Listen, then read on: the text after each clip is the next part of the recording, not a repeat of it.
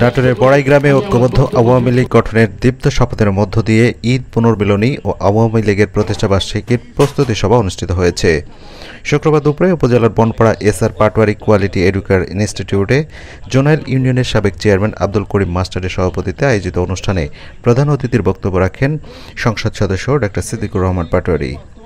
তিনি বলেন, আওয়ামী লীগের বিভিন্ন পর্যায়ের নেতাকর্মীদের মধ্যে বিগত দিনের সকল ভেদাভেদ ভুলে এখন জননেত্রী শেখ হাসিনার হাতকে শক্তিশালী করার জন্য সকলকে ঐক্যবদ্ধভাবে দেশের উন্নয়নমূলক কাজে অংশগ্রহণ করতে হবে।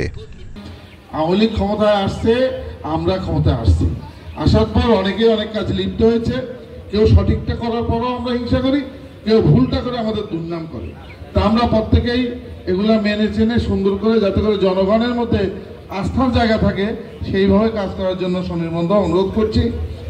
আমরা ঐক্যবদ্ধ আওয়ামী লীগ চাই, পাশাপাশি যতক্ষণ এটা না হচ্ছে ততক্ষণ পর্যন্ত প্রতিটা ওয়ার্ডে 51 সশস্ত্র বিশিষ্ট উন্নয়ন কমিটি করতে চাই। রাজি আছেন আপনারা?